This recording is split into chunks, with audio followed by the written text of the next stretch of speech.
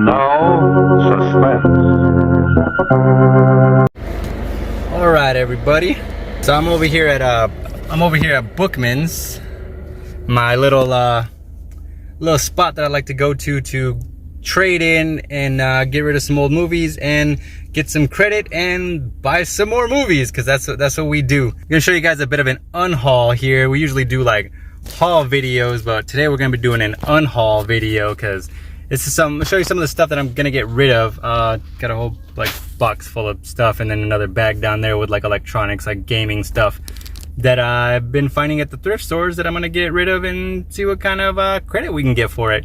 They usually pay out pretty well here. I know the stuff that I bring in, I know roughly around what it's worth, so I calculate how much I brought in and then compare like what they want to give me for it, you know. And if I think they're trying to lowball me, then I'll be like, oh, you know, no.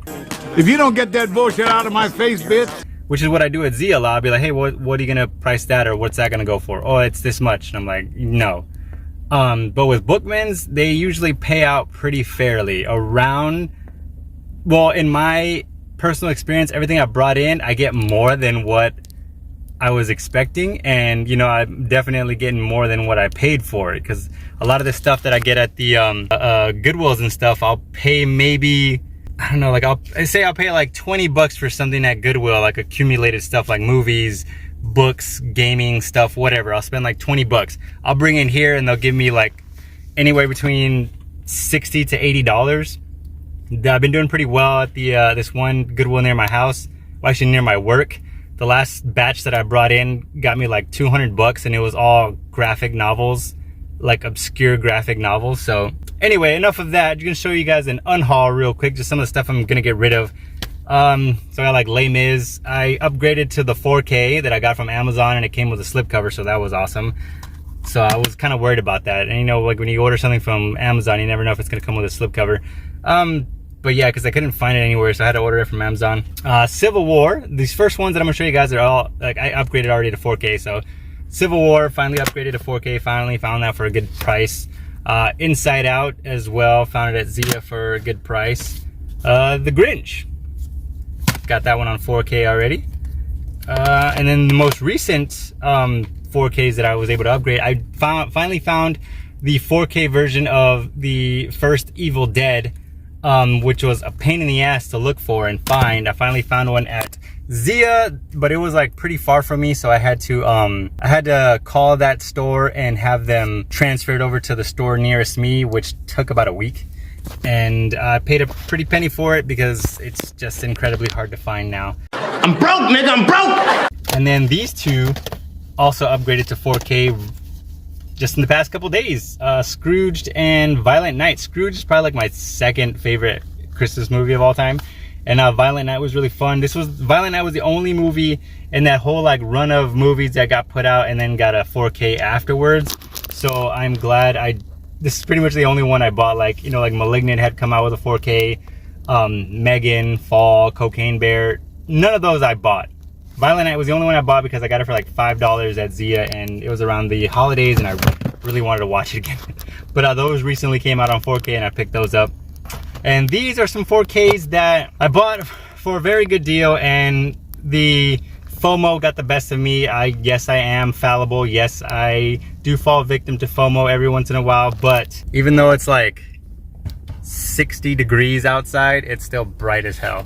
These are some 4Ks that I found here at Bookman's actually for like super cheap, and I got them all on credit anyway, so I was like, all right, whatever, it's all good. If I don't like these movies, I'll sell them back, I guess.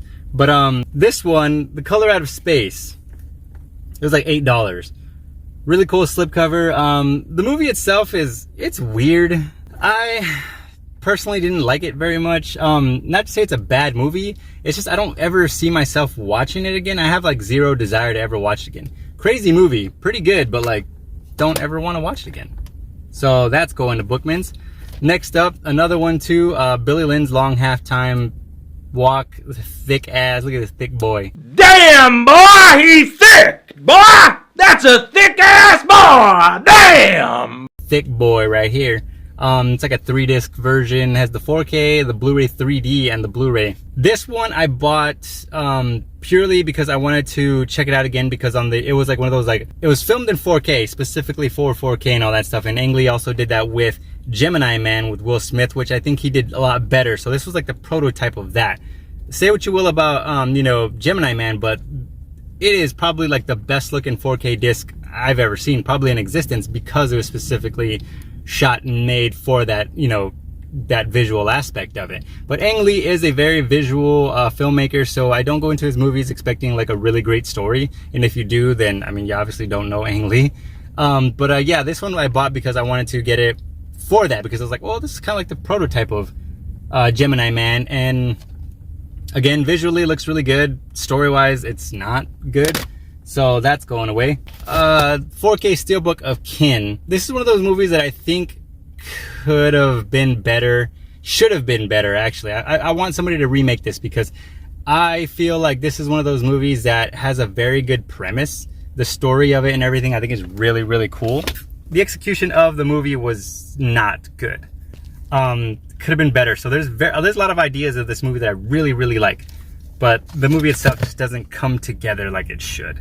And it was setting up for like a sequel, but it bombed really bad, so Kin's going away. And last but not least, Requiem for a Dream on 4K with this really cool slipcover. I literally only got this because I looked it up online at the time. Don't know if it still is, but at the time the slipcover version of this was going for a crazy amount of money. And I figured, you know what, that's kind of cool. I've never actually seen this. Never actually seen this movie. And I thought, I'll give it a chance. And it was like less than $10 at Bookman, so I got it. And I finally watched it, and like I said, not a terrible movie. A very cool movie about, it's very good in terms of like showing what it's like to live with addiction. And personally, it's something that I don't ever want to watch again. I've never gone through my own addiction battles, but I know a lot of people close to me that have faced their own addictions, whether it's alcoholism, drug abuse, or even eating or anything like that. Any kind of addiction you can think of, I know somebody who's gone through it. And so it's a tough watch at times, but I've seen, like I said, knowing people with actual addictions, like I've seen some crazy shit in my time. But yeah, like the film itself, there's nothing that I believe is rewatchable about it. Like, I don't want to watch that again. It's not a bad movie. It's actually a very well-made movie about addiction, but I don't ever want to watch it again. So it's going away. All right, let me go in there and see what I can get from my box full of movies and anime, and then my gaming stuff. So hopefully it's good. Usually it's pretty good. We'll see. Peace out. Money, money, money, money. Money, money, money, money.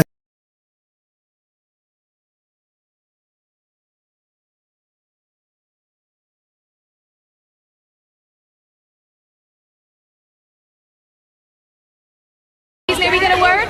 Hide the money, y'all. There's poor people around. With your broke ass.